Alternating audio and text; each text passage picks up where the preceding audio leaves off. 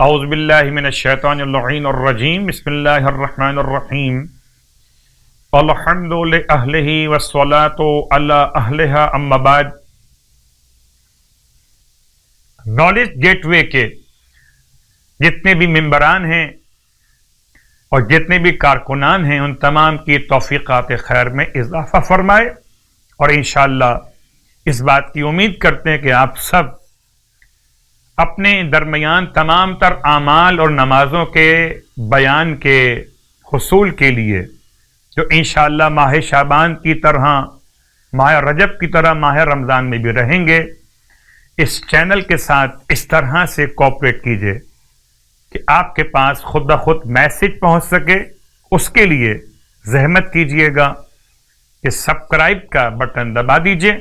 تاکہ آنے والے ہر دعا اور عمل آپ تک پہنچ سکیں۔ پروردگار آپ کی زحمت کو اپنی بارگاہ میں اجر کا عنوان قرار دے، امام زمانہ علیہ السلام کو ہم سے راضی خوشنود فرمائے، الہی آمین۔ ماہ مبارک شعبان کی آخری راتیں اور ماہ شعبان معظم کی آخری راتوں کے بیان کے ساتھ میں نے کل اشارہ کیا آپ کی خدمت میں کہ امام رضا علیہ السلام کے روایت کی روشنی میں ماہ شعبان کے آخری 3 دن کے روزے انشاءاللہ آپ نے رکھنا شروع کر دیے ہوں گے۔ ثواب حق تعالی اس کے نامہ اعمال میں 60 متصل روزوں کا ثواب عطا فرمائے گا، یعنی 3 یہ اور ماہ رمضان کے ملا کر۔ اس اعتبار سے روایت میں آبا صلت حروی سے روایت کہتے ہیں کہ میں شعبان کے آخری جمعے کو امام کی خدمت میں حاضر ہوا تو امام نے مجھ سے ارشاد فرمایا، آبا سلت شعبان کا زیادہ حصہ گزر گیا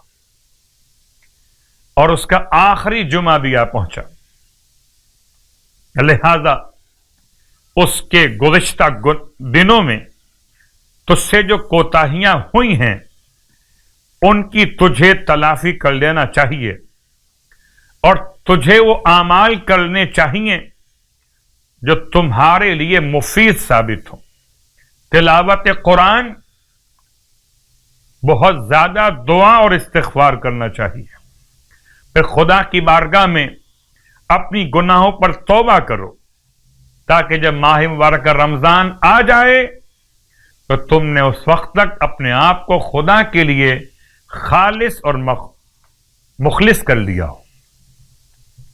خالص اور مخصوص کر لیا ہو۔ ماہ مبارک شعبان اور آخری راتوں میں نمازوں کا بیان فرماتے ہیں اللہ کے حبیب صلی اللہ علیہ وآلہ وسلم، آج کی رات کی نماز 4 رکعت ہے، یعنی کہ 28ویں شب ماہ شعبان، یہ 4 رکعت نماز 2 رکعت کر کے پڑھی جائے گی۔ ہر رکعت میں الحمد کے بعد سورہ اخلاص،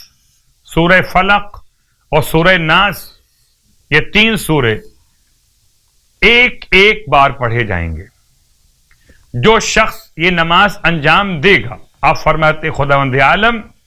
اسے اس حالت میں اس کی قبر سے اٹھائے گا کہ اس کا چہرہ 14ویں رات کے چاند کی طرح چمک رہا ہوگا اور خداوند عالم قیامت کے خوف اور ہراس کو اس سے دور فرما دے گا۔ ارشاد فرماتے ہیں اللہ کے حبیب صلی اللہ علیہ وآلہ وسلم کہ جو شخص ماہ شعبان کے 28 روزے مکمل کرے اس کا چہرہ درخشاں ہوگا اور اس کے چہرے سے نور برسے گا۔ خدا ہم سب کو ماہ مبارک شعبان کے صیام اور قیام کی توفیق عطا فرمائے، الہی آمین۔